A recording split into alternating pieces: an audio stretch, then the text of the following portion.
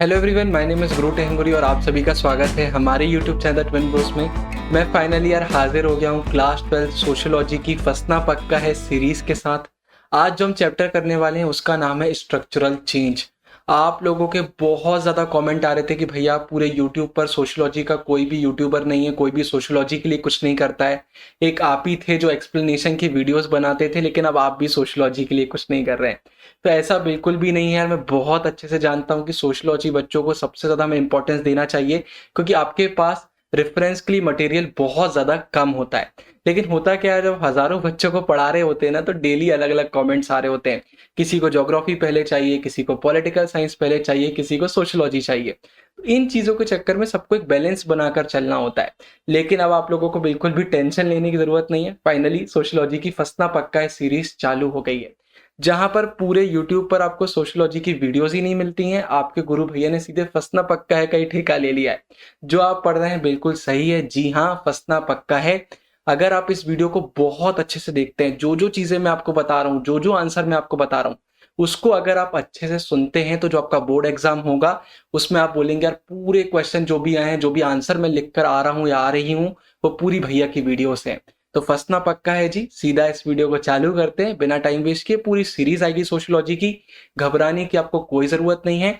और हमने हमारे डिस्कॉर्ड और टेलीग्राम पर हैंड रिटन टॉपर्स नोट्स पहले ही अपलोड कर दिए थे। तो अगर आपने अभी तक उनको डाउनलोड नहीं किया तो डिस्क्रिप्शन में लिंक आपको हमारे टेलीग्राम डिस्कॉर्ड का मिल जाएगा। जाइए और उन्हें चेक जरूर करिए। ह्यूमैनिटीज के सारे मेजर सब्जेक्ट्स के नोट्स आपको मिल जाएंगे। अब सीधे चालू करते हैं क्वेश्चन नंबर 1 के साथ। एक और चीज बता देता हूँ यार, सोशियोलॉजी में मैंने अलग अलग सेक्शन नहीं बनाए कि भाई ये शॉर्ट आंसर है, ये फिर लॉन्ग आंसर है। रीजन, सोशियोलॉजी एक अलग सब्जेक्ट होता है। यहाँ पर क्वेश्चन आपको ऐसे ही देखने को मिलेगा। अब हो सकता है वो आपको शॉर्ट में आ जाए, वो लॉन्ग में आ जाए। यहाँ पर अगर लॉन्ग में आ जाता है तो आपको ज्यादा बड़ा आंसर लिखना पड़ेगा, शॉर्ट में जाता है तो आपको छोटा आंसर लिखना पड़ेगा। तो सोशियोलॉजी में मैं सीधे क्वेश्चन लेकर आया हूं, इनको अच्छे से समझिए। कोई भी उसमें आ जाए कोई फर्क नहीं पड़ेगा, आपसे आंसर बन रहा होगा। तो पहला क्वेश्चन आता है, understanding the present of India usually involve some grasp of its past, explain.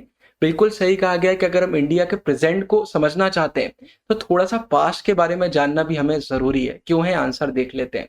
तो देखिए, चाहे कोई इंडिविजुअल हो, सोशल ग्रुप हो, या एक पूरा कंट्री हो जैसे कि इंडिया, यहाँ पर भाई ये बहुत जो सेंटेंस दिया एकदम सही बैठता है।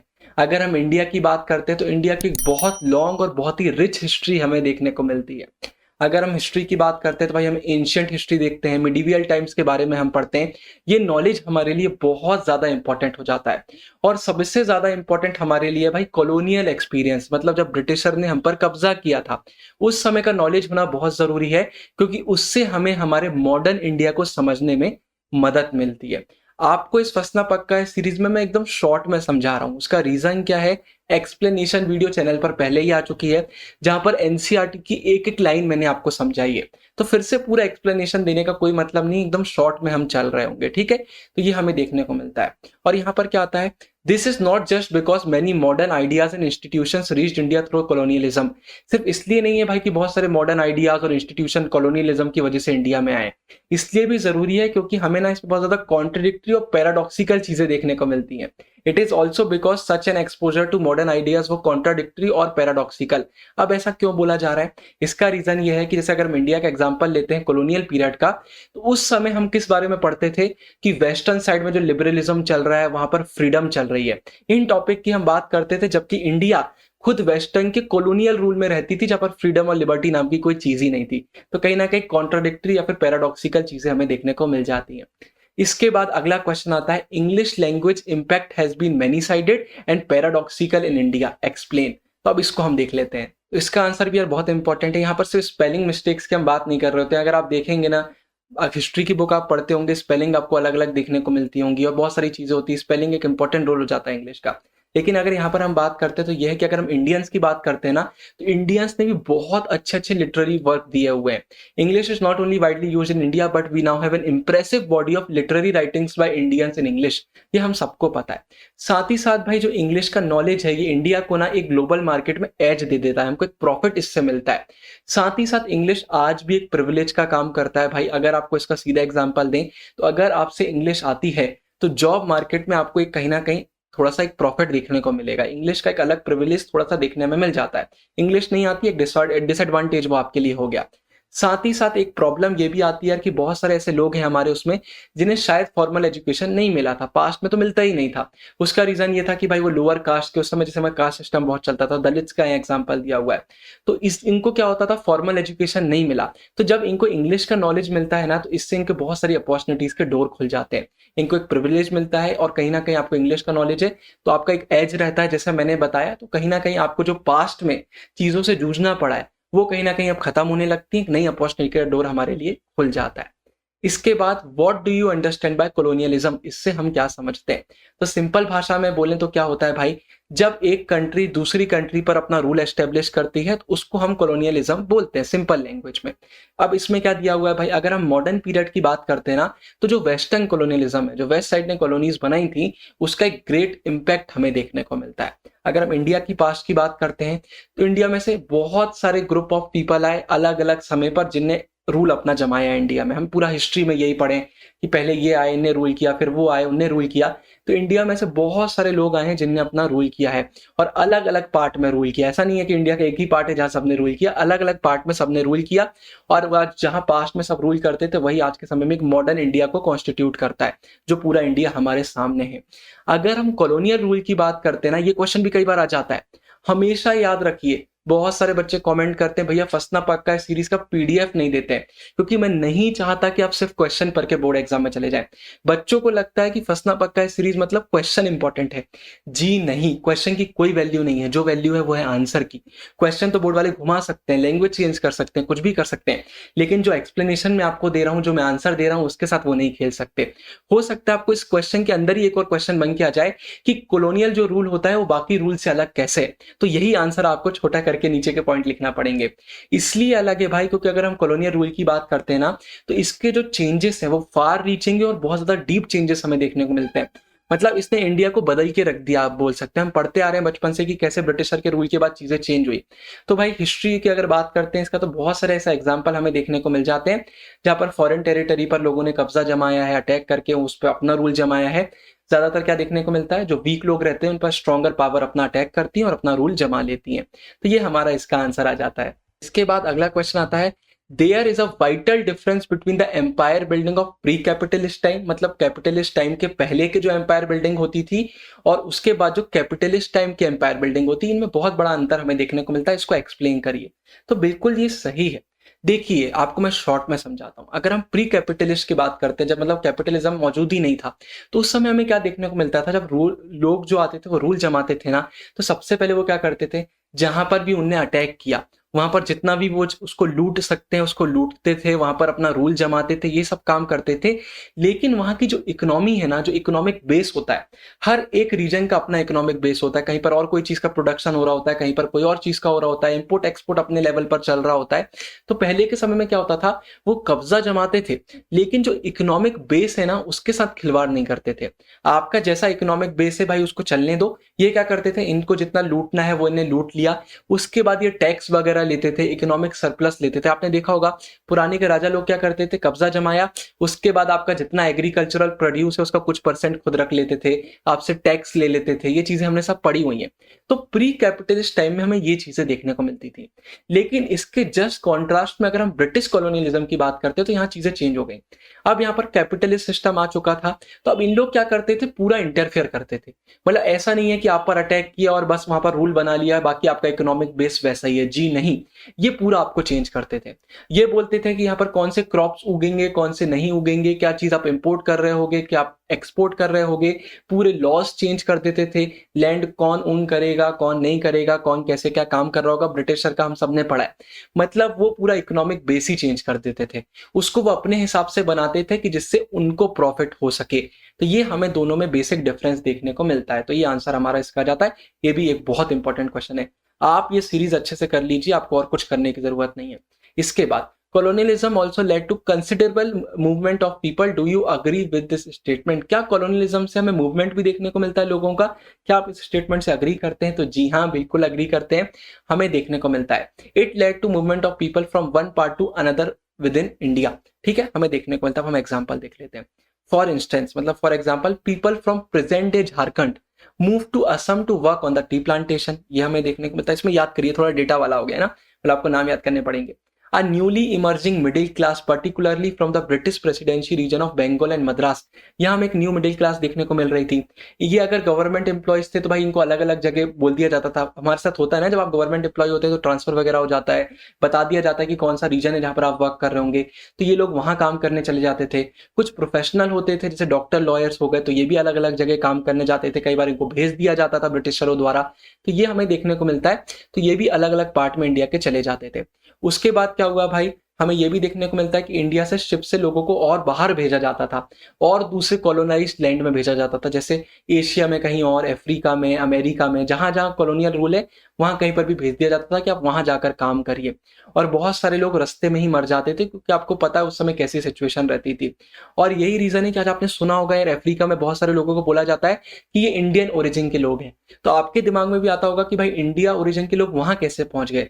तो जो उनके पूर्वज थे उनको ब्रिटिशरों ने वहां भिजवा दिया था, जिनने भी रूल किया वो अपने साथ ले जाते थे कि भाई वहां आप काम करना। फिर वहीं पर वो बस गए और उनकी आने वाली जनरेशन आज वहीं रहती है, तो इन्हें इंडिया के वो डिसेंडेंट हो गए, तो उनको इंडियन रीजन का बोला जाता है। ठीक है कि भाई वो उनके जो आगे वाले लोग हैं वो इंडिया से आए तो इंडियन ओरिजिन के हैं, तो याद रखिएगा। इसके बाद एक बहुत इंपॉर्टेंट चीज मुझे आपको बताना है। मुझे नहीं पता आप ये वीडियो कब देख रहे हैं, लेकिन आज जब मैं बना रहा हूं तो एक बहुत बड़ा सरप्राइज मैं आपको देना चाह रहा हूं, और अगर आप बाद में दे रहे हैं तो ये सरप्राइज ऑलरेडी चैनल पर आ चुका है।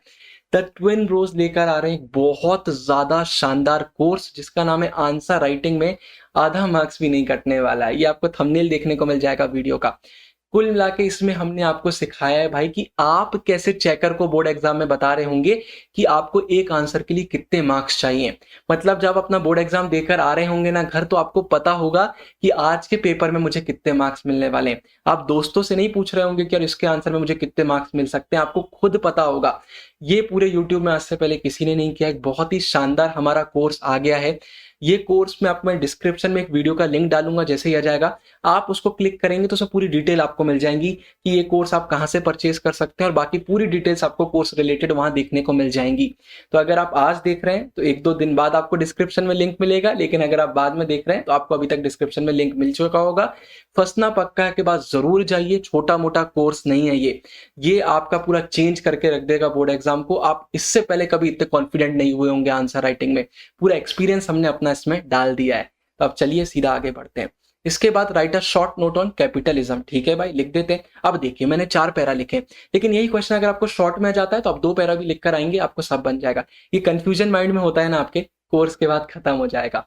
तो देखिए, कैपिटलिज्म एक ऐसा इकोनॉमिक सिस्टम होता है जहां पर जो मीन्स ऑफ प्रोडक्शन होते हैं वो प्राइवेटली ओन्ड होते हैं। मतलब गवर्नमेंट ओन नहीं करती है, प्राइवेट सेक्टर उसको ओन कर रहे होते हैं, और उनको इस तरीके से ऑर्गेनाइज किया जाता है कि भाई जिससे प्रॉफिट कमाया जा सके मार्केट सिस्टम में। ठीक है, ये याद रखिएगा। कैपिटलिज्म की अगर हम बात करते हैं तो ये वेस्ट में कैसे इमर्ज हुआ, एक बहुत ही कॉम्प्लेक्स प्रोसेस हमें देखने को मिलता है, जहां पर जो यूरोपियंस थे ना ये पूरे वर्ल्ड को एक्सप्लोर कर रहे थे। हमको सबको पता है अलग अलग जगह जा रहे थे, एक्सप्लोर कर रहे थे। बहुत सारी वेल्थ और रिसोर्सेस इन्हें लूटी, पूरा इन्हें कब्जा जमाया वगैरह, जितना लूट सकते थे वो इन्हें किया। साइंस की ग्रोथ, टेक्नोलॉजी की ग्रोथ एक अलग रेट पर चालू हुई। उसके बाद इंडस्ट्रीज, एग्रीकल्चर हमें देखने को मिला। तो इन सबके कारण भाई कैपिटलिज्म इमर्ज हुआ है ना, ये याद रखिए। वेस्ट में हमें ऐसे इमर्ज इसका होने देखने को मिला कि कैसे कैपिटलिज्म ग्रो कर रहा था। फिर इसके बाद यार हमें कैपिटलिज्म की बहुत बड़ी खासियत देखने को मिलती है डायनामिज्म, मतलब गतिशीलता इसमें बहुत ज्यादा थी, आप बोल सकते हैं। इसमें पोटेंशियल था ग्रो करने का, एक्सपेंड करने का, इनोवेशन देखने को मिला, टेक्नोलॉजी, लेबर वगैरह हमें देखने को मिली। कहीं ना कहीं ये सारी चीजें ना एश्योर कर रही थी कि भाई ग्रेटेस्ट अमाउंट का प्रॉफिट हो सकता है। तो कहीं ना कहीं इस चक्कर में कैपिटलिज्म की ग्रोथ हमें देखने को मिलती है। साथ ही साथ अगर हम वेस्टर्न कॉलोनियलिज्म की बात करते हैं तो इसको वेस्टर्न कैपिटलिज्म से अलग करना बहुत मुश्किल काम है, एक प्रकार से नामुमकिन आप बोल सकते हैं। ये दोनों कहीं ना कहीं बहुत ज्यादा कनेक्टेड हैं। इसके बाद दिया हुआ है this had a lasting impact on the way capitalism developed in colonised country like India. इन सब के चक्कर में जिस तरीके से इंडिया में कैपिटलिज्म डेवलप हुआ तो उसमें इनका भी बहुत बड़ा एक रोल है। इनके कारण ही जिस तरीके से डेवलप हुआ है वो हुआ है, तो ये याद रखिएगा। फिर what do you mean by industrialisation, वो भी समझ लेते हैं। तो industrialisation refers to the emergence of machine production. ठीक है, मशीन का प्रोडक्शन का जो इमरजेंस होता है based on the use of inanimate, मतलब जिसमें लाइफ नहीं है, इनएनिमेट पावर रिसोर्सेस। कौन सी है? स्टीम हो गया, इलेक्ट्रिसिटी हो गया, इसको हम बोलते हैं इंडस्ट्रियलाइजेशन। इसके बाद बोला जा रहा है कि भाई अगर हम ट्रेडिशनल सिविलाइजेशंस की बात करते हैं तो ट्रेडिशनल सिविलाइजेशंस का सबसे एडवांस सिविलाइजेशन भी हम पकड़ लेते हैं ना, तो वो भी लैंड में ही इंगेज रहते थे, मतलब एग्रीकल्चर कर रहे हैं, कोई भी लैंड रिलेटेड वो काम कर रहे हैं। लेकिन जस्ट इसके कॉन्ट्रास्ट में अगर हम इंडस्ट्रियल सोसाइटीज की बात करते हैं तो यहाँ की जो लार्ज मेजोरिटी है वो किस में काम कर रही होती है भाई, फैक्ट्रीज, ऑफिस, शॉप्स में कर रही होती है, एग्रीकल्चर में नहीं कर रही होती, यहाँ पर ज्यादा कर रही होती है। जैसे 90% पीपल अगर हम वेस्ट की बात करते हैं तो वो टाउन्स और सिटीज में रहते हैं, जहां पर सबसे ज्यादा जॉब्स मिलती हैं, क्रिएट होती हैं। इसलिए हम बोल सकते हैं भाई कि अर्बनाइजेशन और इंडस्ट्रियलाइजेशन बहुत एसोसिएट करते हैं, कनेक्ट करते हैं। लेकिन इसका ये मतलब बिल्कुल भी नहीं है कि दोनों हमेशा साथ में ही चलेंगे या साथ में ही अकर होंगे, ऐसा नहीं है। लेकिन हाँ, एक कनेक्शन देखने को मिलता है। जहां अर्बनाइजेशन होता है वहां जॉब अपॉर्चुनिटीज ज्यादा क्रिएट होती हैं, वहां थोड़ा सा इंडस्ट्रियलाइजेशन भी ज्यादा देखने को मिलता है। जहां इंडस्ट्रियलाइजेशन होगा वहां पर अर्बनाइजेशन हमें देखने को मिलता है कि भाई यहाँ इंडस्ट्री ज्यादा है, लोग जाके रहने लगते हैं, काम करने लगते हैं, तो दोनों आपस में इधर उधर से कनेक्टेड हो जाते हैं। इसके बाद what was the impact of British industrialisation in India, अब इसको देख लेते हैं। तो देखिए, याद रखिएगा, जो एक ब्रिटिश इंडस्ट्रियलाइजेशन था ना, सेम प्रोसेस उनने इंडिया में किया था, इंडिया की कॉलोनी था, लेकिन इंडिया में इसका जस्ट उल्टा ही इफेक्ट देखने को हमें मिल रहा था। इंडिया में इनके चक्कर में भाई डी इंडस्ट्रियलाइजेशन हो गया था, जस्ट इंडस्ट्रियलाइजेशन का उल्टा हो गया था कुछ सेक्टर में, और जो हमारे पुराने अर्बन सेंटर थे उनमें डिक्लाइन आ गया था। जैसे क्या होगा भाई, ब्रिटेन की बात करते हैं, वहां पर मैन्युफैक्चरिंग एकदम तेजी से बढ़ रही थी, तो भाई जो हमारा traditional exports of cotton and silk manufacturers थे इंडिया से, अब वो डिक्लाइन होने लगे। मतलब कहीं ना कहीं हमारा जो एक बहुत इंपॉर्टेंट रोल था एक्सपोर्ट करने में, कॉटन वगैरह, सिल्क वगैरह, वो गिरने लगा। क्यों होने लगा? क्योंकि भाई इंग्लैंड की एक सिटी है मैनचेस्टर, वहां से कंपटीशन हमें मिलने लगा, क्योंकि वहां पर भाई चल रही थी मैन्युफैक्चरिंग, वहां पर भी बहुत तेजी से बढ़ रही थी।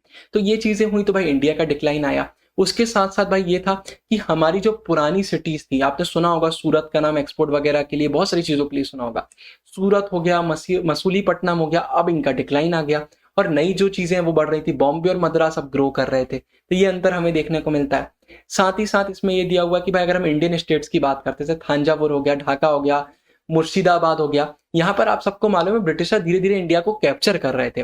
तो पहले यहाँ राजा लोग रहते थे, उनके कोर्ट्स वगैरह रहते थे, भाई वहां इनने ब्रिटिशर ने वहां कैप्चर कर लिया तो क्या राजा क्या कोर्ट, तो वो सब खत्म हो रहे थे। तो यहाँ के जो आर्टिसंस थे, साथ साथ जो कोर्ट में लोग रहते हैं, आपको पता होगा राजा लोगों के कोर्ट में बहुत पढ़े लिखे लोग बैठते थे, अच्छे एकदम एजुकेटेड लोग बैठते थे, अब वो भी यहाँ से जा रहे थे। तो ये चीज हमें देखने को मिली। उसके बाद from the end of 19th century with the installation of mechanized factory industries some towns became much more heavily populated। तो ये भी हम सबको पता है कि फैक्ट्री इंडस्ट्रीज वगैरह का जब इंस्टॉलेशन हुआ तो वहां ज्यादा लोग जा रहे थे, तो वहां का पॉपुलेशन बढ़ रहा था। अब याद रखिए, पॉइंट भी आपको याद रखना है, हो सकता है आपसे पूछ सके कि भाई ब्रिटिश इंडस्ट्रियलाइजेशन जो हुआ, इसका जो इम्पैक्ट हुआ इंडिया में, उसके क्या कॉन्सिक्वेंसेस निकले, तो यही आपको लिखना पड़ेंगे। क्वेश्चन चेंज हो सकता है, आंसर नहीं हो सकता, सब कवर होगा, ठीक है, याद रखिएगा। उसके बाद अनलाइक ब्रिटेन, मतलब ब्रिटेन की तरह बिल्कुल भी नहीं हुआ, in India the initial impact of the same British industrialisation led to more people moving into agriculture. हमारे यहाँ जब ये हुआ इंडस्ट्रियलाइजेशन तो और लोग एग्रीकल्चर में इन्वॉल्व होने लगे थे। ये हमारी जो इंडिया की सेंसस है उसकी रिपोर्ट में क्लियरली शो होता है। बहुत सारे रीजन थे, कंडीशन भी सही नहीं थी, ब्रिटिशरों का भी रोल इतना सही नहीं था, तो बहुत सारी चीजों के कारण एग्रीकल्चर में ज्यादा लोग हमें देखने को मिल रहे थे इंडस्ट्रियलाइजेशन के कारण। तो इंपॉर्टेंट क्वेश्चन है, याद रखिएगा। इसके बाद अगला क्वेश्चन आता है, cities had a key role in the economic system of empires, explain. बिल्कुल सही है भाई, सिटीज का एक बहुत इंपॉर्टेंट रोल होता था। जो हमारी कोस्टल सिटीज थी, मुंबई, कोलकाता, चेन्नई हो गई, इनको फेवर किया जाता था क्योंकि भाई ये ब्रिटिशरों को बहुत प्रॉफिट देती थी। यहाँ से क्या होता था भाई, जो प्राइमरी कमोडिटीज है उनको बहुत इजीली एक्सपोर्ट किया जा सकता था और मैन्युफैक्चर्ड गुड्स को बहुत चीपली इंपोर्ट किया जा सकता था, जो ब्रिटिशर हमेशा से कर रहे थे। साथ ही साथ जो कॉलोनियल सिटीज थी ना, लिंक बनाते थे, किसके बीच में लिंक बनाते थे भाई, जो ब्रिटिश का इकोनॉमिक सेंटर है, उनका कोर है, जहां से वो सब इंपॉर्टेंट इकोनॉमिक चीजें करते हैं, उससे लिंक बनाते थे भाई कॉलोनाइज इंडिया में।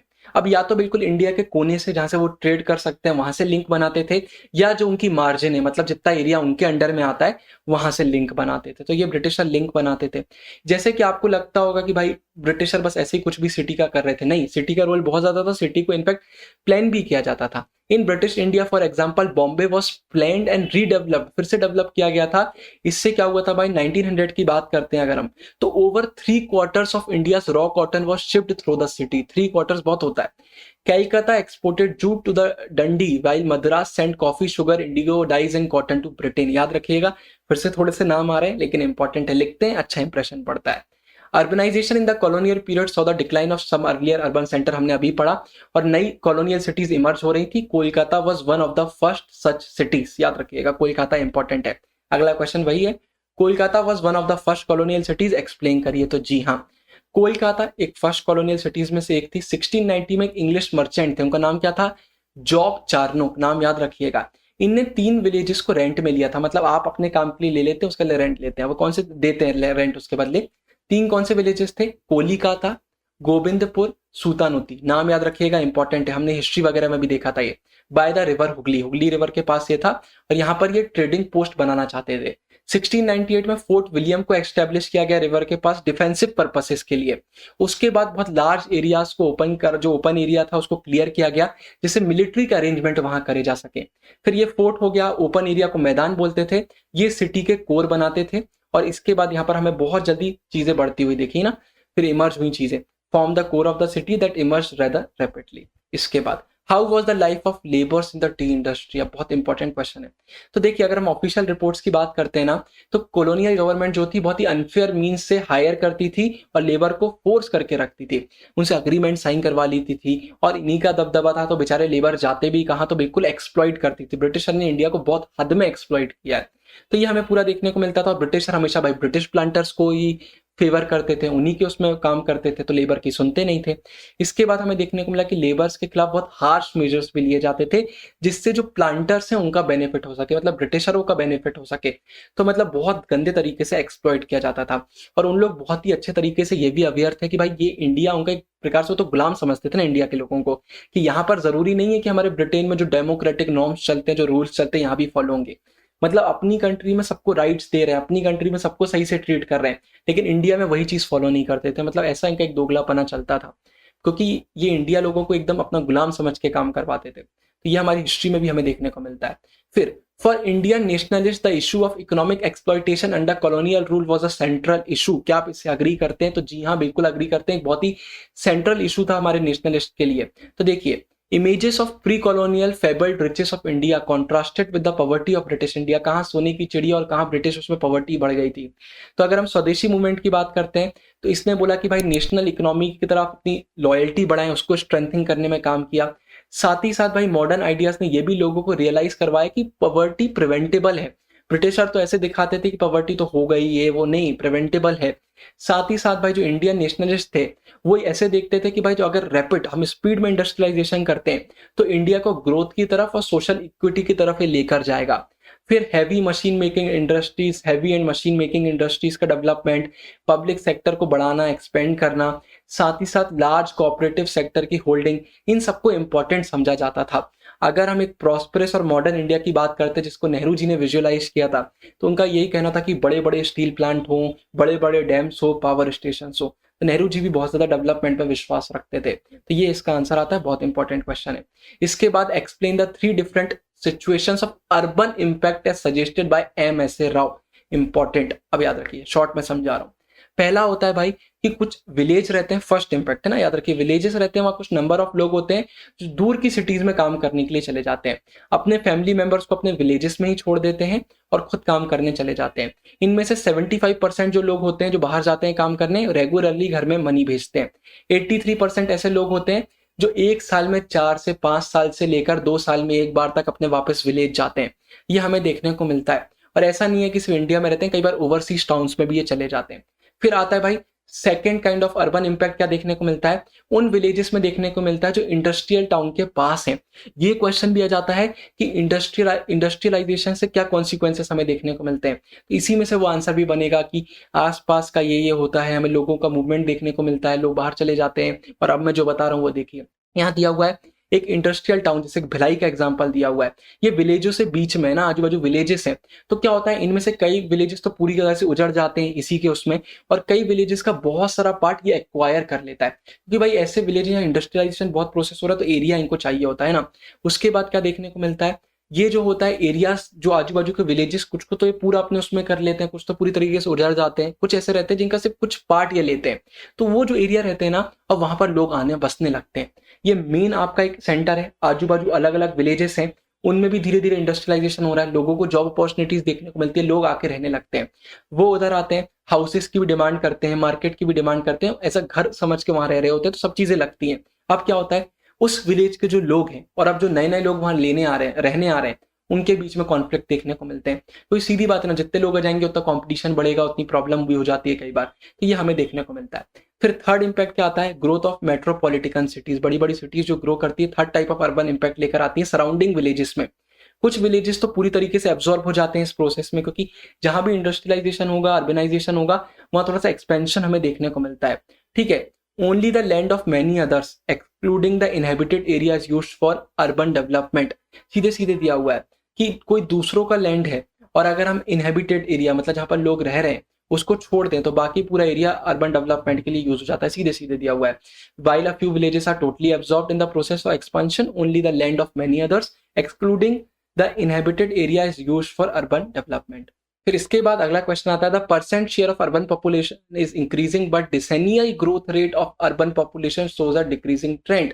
मतलब percent share of urban population तो हो रही है इंक्रीज, लेकिन अगर हम 10 साल की, डिसेनियल मतलब 10 साल की ग्रोथ रेट देखते हैं अर्बन पॉपुलेशन की, तो वो डिक्रीज हो रही है। इसको फैक्ट्स के साथ एक्सप्लेन करिए, तो अब इसको देख लेते हैं। तो ये एक ऐसा आंसर है जिसमें आपको पूरा फैक्ट लिखना पड़ेगा, तो सिर्फ रीड करूंगा क्योंकि और कुछ नहीं है इसमें। इन 1951 17.29% ऑफ इंडियाज पॉपुलेशन मतलब 62.44 मिलियन पीपल जो थे were living in 2843 towns.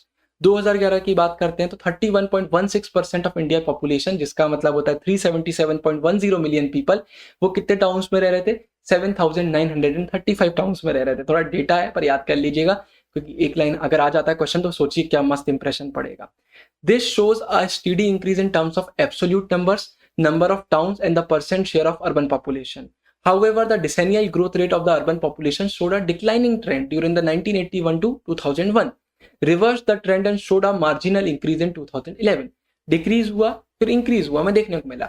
The decennial growth rate of the urban population in 1951 was 41.42% and in 2011 it was 31.80%. For the first time since independence के बाद first time, the absolute increase in the population is more in urban areas than in rural areas. तो ये हमें पहली बार देखने को मिला था। This is due to a sharp decline in the growth rate in rural areas, while the growth rate in urban areas remains almost the same. Rural उसमें decrease हुई, urban में same रही almost, इसलिए हमें ये देखने को मिला। तो ये भाई हमारा एक पूरा डेटा वाला आंसर आ जाता है, और इसी के साथ हमारा कंप्लीट होता है चैप्टर 1। लेकिन रुक जाइए, सेल्फ असेसमेंट क्वेश्चन, ये क्वेश्चन आप खुद से करेंगे, और अगर आपको लगता है आपके आंसर सही है कि नहीं है, डिस्कॉर्ड सर्वर ज्वाइन कीजिए, टेलीग्राम का ग्रुप ज्वाइन कीजिए, वहां पर बहुत बच्चे आपको मिल जाएंगे, उनके साथ आप क्रॉस चेक अपने आंसर कर सकते हैं। और ये क्वेश्चन भी फसना पक्का का ही पार्ट है, इनको अलग मत समझिएगा। जितनी भी फसना पक्का की सीरीज आ रही है किसी भी सब्जेक्ट की, उसमें जो सेल्फ असेसमेंट क्वेश्चन हम दे रहे हैं वो भी फसना पक्का के पार्ट है, ये चीज याद रखिएगा। तो ये भाई हमारे सेल्फ असेसमेंट क्वेश्चन आ जाते हैं, लेकिन इससे पहले मैंने आपको सब कुछ कवर करवाया है, तो ये क्वेश्चन के आंसर भी आपसे बनना चाहिए, और इसमें से थोड़ा सा दिमाग लगाना आपको पड़ेगा, क्योंकि मैंने थोड़ा सा घुमा घुमा के क्वेश्चन आपको दे दिए। तो यार यही इस वीडियो में आता है। आखिरी में वही कोर्स का फिर से याद रखिएगा, बहुत इंपॉर्टेंट कोर्स है। आंसर राइटिंग की पूरी प्रॉब्लम आपकी इस कोर्स के बाद सॉल्व हो जाएगी। फंसना पक्का है सीरीज सोशियोलॉजी की नहीं आ रही है, हिस्ट्री, पॉलिटिकल साइंस, ज्योग्राफी की भी आपको देखने को मिलेगी, मैक्रो इकोनॉमिक्स की भी देखने को भी आपको मिल जाएगी। धीरे धीरे और सब्जेक्ट्स भी हम कवर करेंगे, तो बिल्कुल आपको डिस्क्रिप्शन में लिंक्स भी मिल जाएंगे, एंड स्क्रीन में आपके लिए ऊपर पूरी मैं सोशियोलॉजी प्लेलिस्ट डाल रहा हूँ, तो सोशियोलॉजी की प्लेलिस्ट जरूर देखिए। और आप सभी को ऑल द बेस्ट। बाकी मैं तो मिलता रहूंगा आने वाली बहुत सारी वीडियोस में। अभी के लिए साइनिंग ऑफ, बाय बाय।